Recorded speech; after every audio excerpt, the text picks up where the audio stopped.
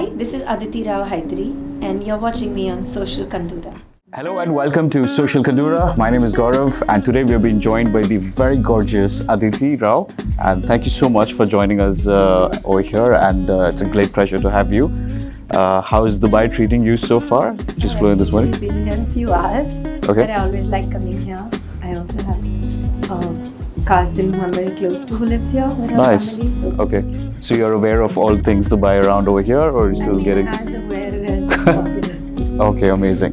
And you're here for also, a lot of things that ZEE5 is doing with Taj as well. It's a very, intense role that you have, and it's something that's very different from a lot of other historical biopics that have been made before. What were the two of the biggest key things that you had when you were preparing for this role, which, you had to really work on?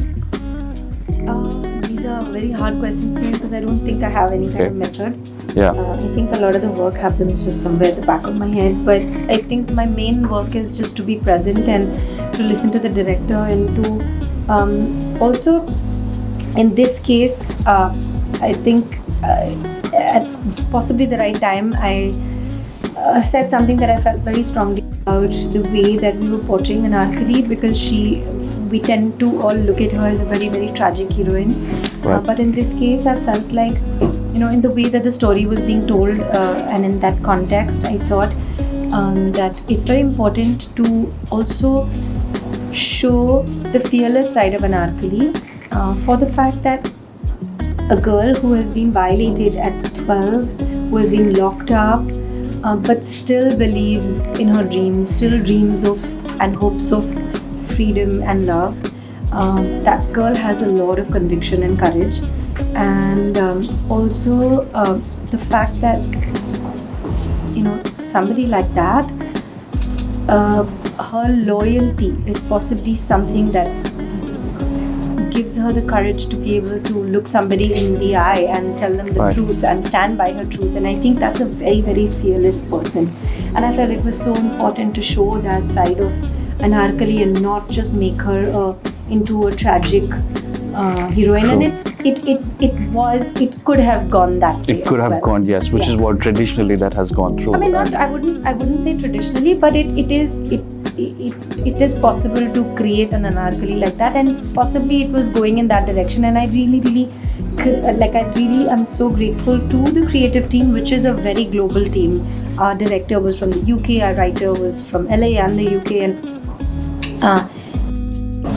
heard me out, and they let me take this direction with Anarkali, and I think that was really very collaborative and very kind of them, because ultimately as an actor it's my job to breathe life into the vision of what they have created and Yes. written, but they were open to exploring it like this, and I was very grateful for that. And it's being launched OTT, it's being something that's very different from what you've done with big blockbuster movies like Padmavat and all of those things. How different of a platform do you think from being like a large screen versus something that's been launched on an OTT? Do you think OTT is now where things are changing, where the future is headed, or would you still stick with cinema? I think both lovingly coexist, and particularly for the viewers, because there is a magic of going into the cinema, and it's very immersive.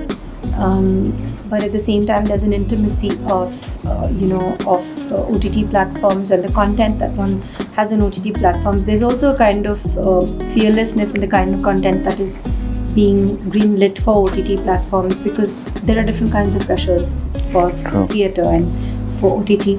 And I think, for people, there is a kind of power that the viewer has of going back to a show, waiting for the next season, wanting more of those characters, more stories like that.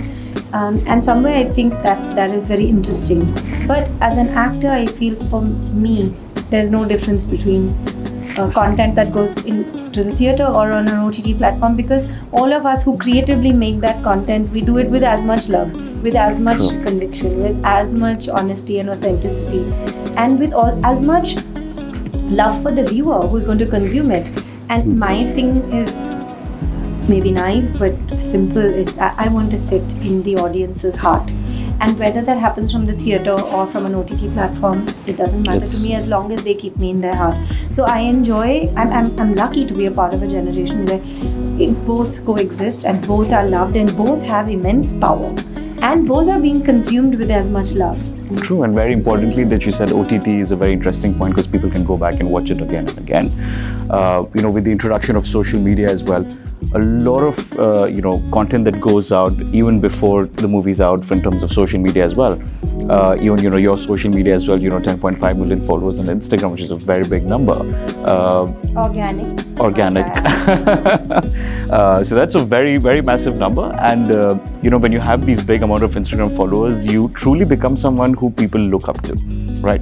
A lot of people that follow you, a lot of people that see all the different types of content that you're doing.